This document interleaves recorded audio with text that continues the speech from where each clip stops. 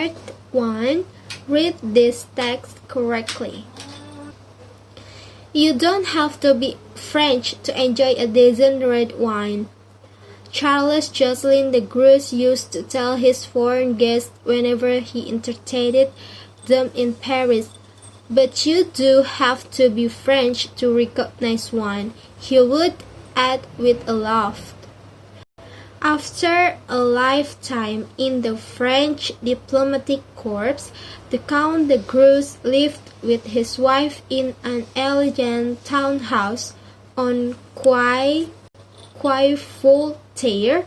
He was a likable man, cultivated, of course, with a well-deserved reputation as a generous host and an amusing raconteur. This evening's guests were all European and all equally convinced that immigration was at the root of Europe's problems. Charles de Groot said nothing. He had always concealed his contempt for such ideas, and in any case, he had never much cared for this particular guest. The first of the red Bordeaux was being served with the veal, and one of the guests turned to the Groot. "Come on, Charles, it's simple arithmetic. Nothing to do with race or color. You must have had bags of experience of this sort of thing. What do you say?" "Yes, General, bags." Part 2. Read this word correctly. A pen, a postcard, stupid, a pencil, a passport, impatient, a pin, a passenger, a plane, a pear, a policeman, Peter, a newspaper, puppy, a paper pot, Paris, a spoon pretty, empty, helpful, stop talking, upstairs, play it, brushed, waited, clean it, laughed, painted, snowed, pushed, shouted, closed, watched, wanted,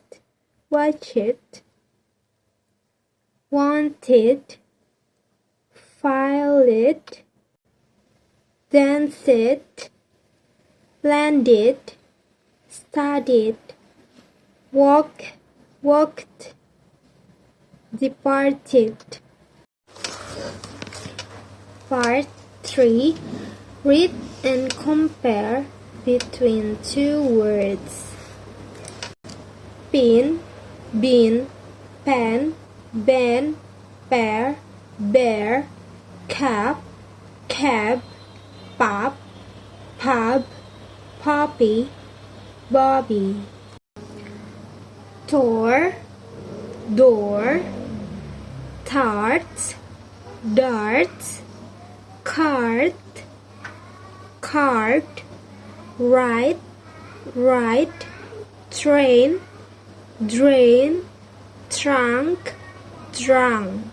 She was walking lazily, for the fierce April sun was directly overhead. Her umbrella blocked its rays, but nothing blocked the heat, the sort of raw, wild heat that cruises you with its energy. A few buffalo were tethered under coconuts, browsing the parched verges. Occasionally, a car went past, leaving its treads in the melting pitch like the wake of a ship at sea. Otherwise, it was quiet, and she saw no one. In her long white Sunday dress, you might have taken Jeannie Narin for 14 or 15. In fact, she was 12, a happy, uncomplicated child with a nature as open as the red hibiscus that decorated her black, waist-length hair. Generation earlier, her family had come to Trinidad from India as overseers on the sugar plantations. Her father had some success, though, buying and clearing land around Rio Cristalino and planting it with coffee. On the dusty verge 20 yards ahead of Jeannie, a car pulled up.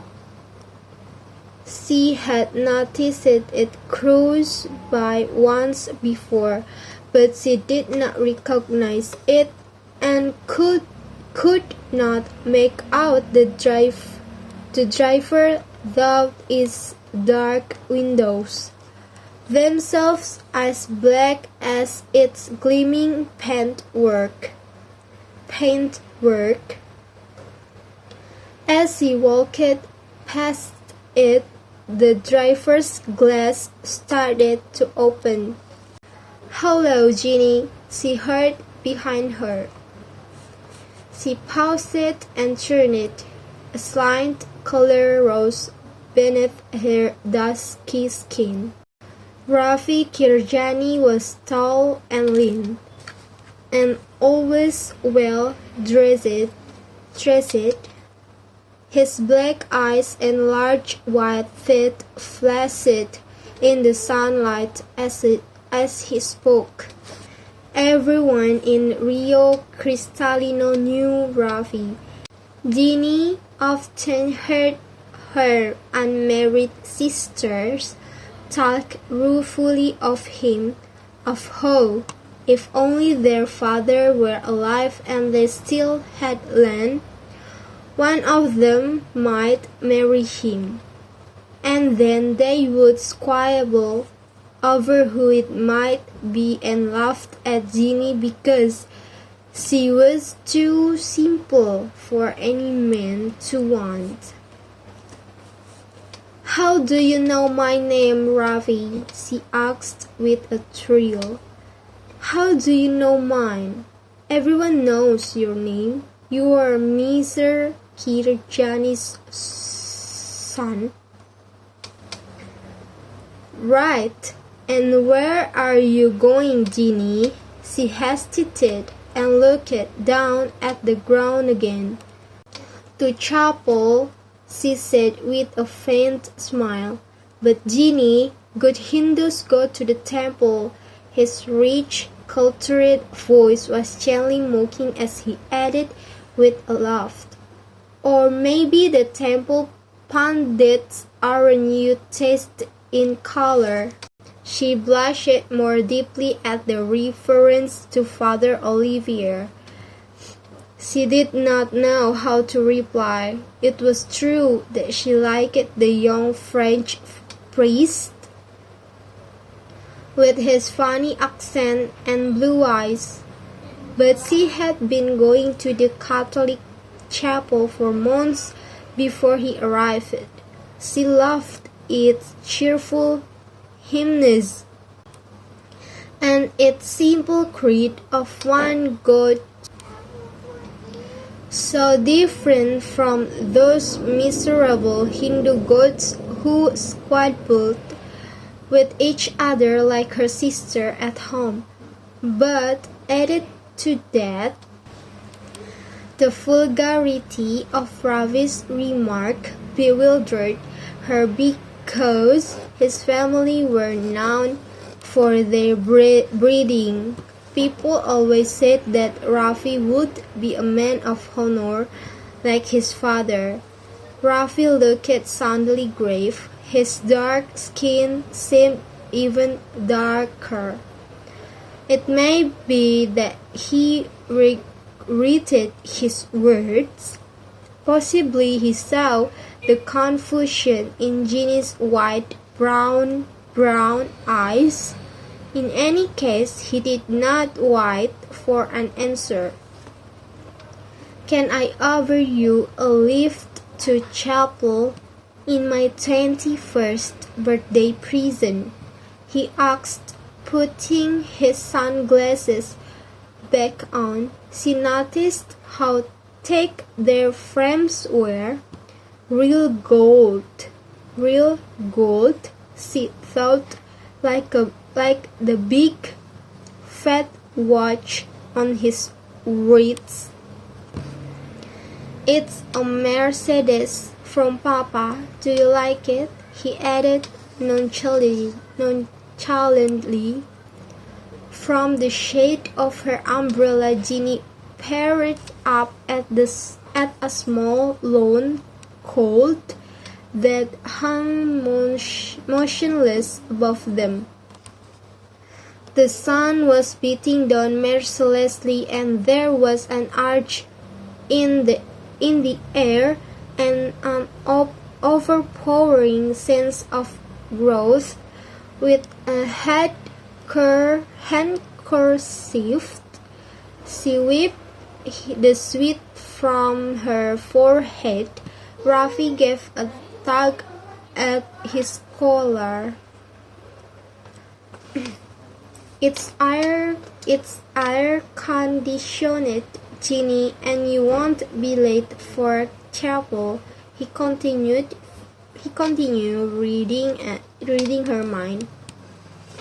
But chapel must have been the last thing on Ravi's mind when Ginny, after a moment's hesitation, accepted her offer, for he drove her instead to a quiet sugar field outside town, and there, with the Mercedes concealed among the sugar canes, he introduced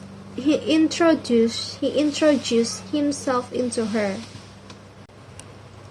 Ginny was in a daze. Young as she was, she barely understood what was happening to her. The beat of calypso filled her ears, and the sugar cans towered over her as the cold draft from the air conditioner played against her knees. Smelling cans and sobbed until the brief tropical twilight turned to starry night, but she told no one, not even Father Olivier. 2 weeks later, the little market town of Rio Cristalino was alive with gossip.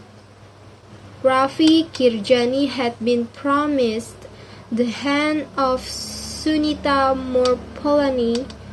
Like the Kirjanis, the Morpolanis were an established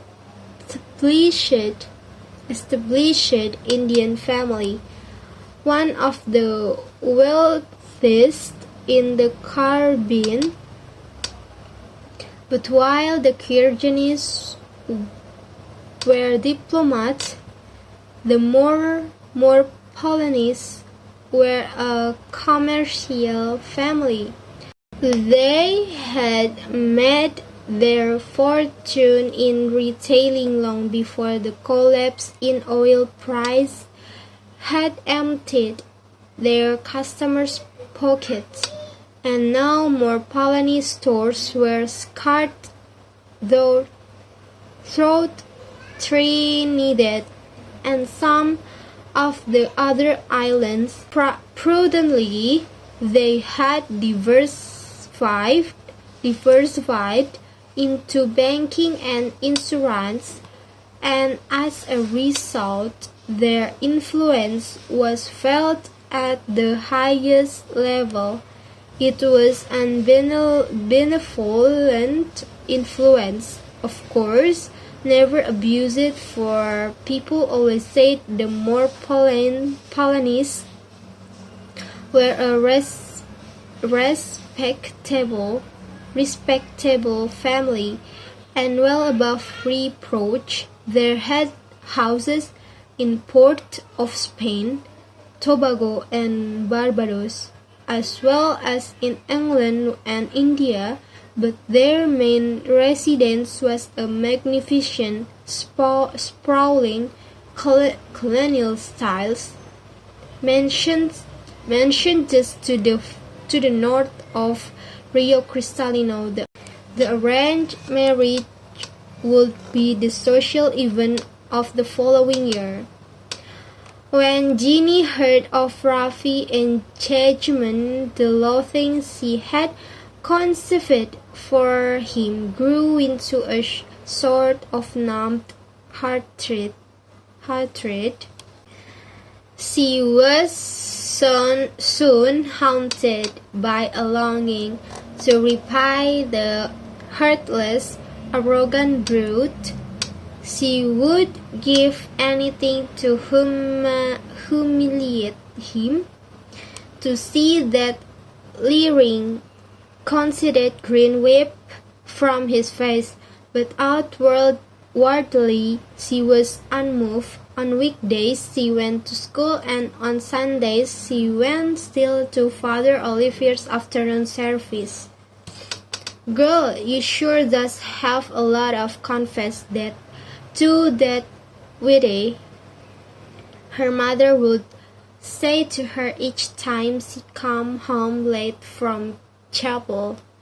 "He's not a widdy, he's a man of God." "That's as maybe, child, but don't forget he does be a man first." The months passed and she did not see Rafi again. And then it rained. Although August, the rain hardly stopped. It rattled persistently on the galvanized roof until you thought you would go mad with the noise.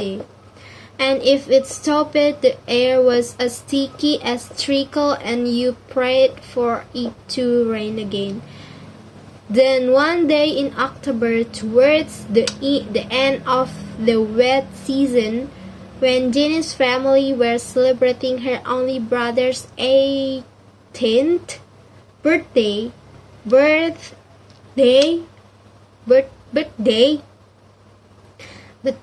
something happened that she had been dreading for weeks.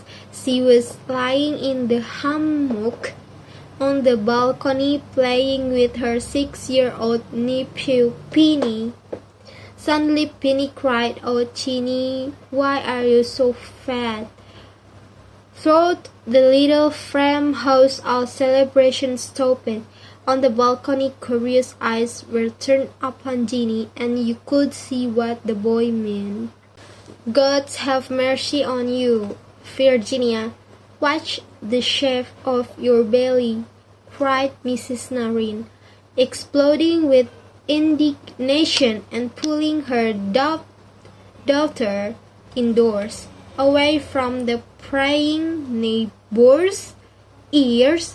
Her voice was loud and hard, and there was a blackness in her eye like the blackness of the skies before thunder. How could she have been so blind? She cursed herself for it, and harsh questions burst from her lips.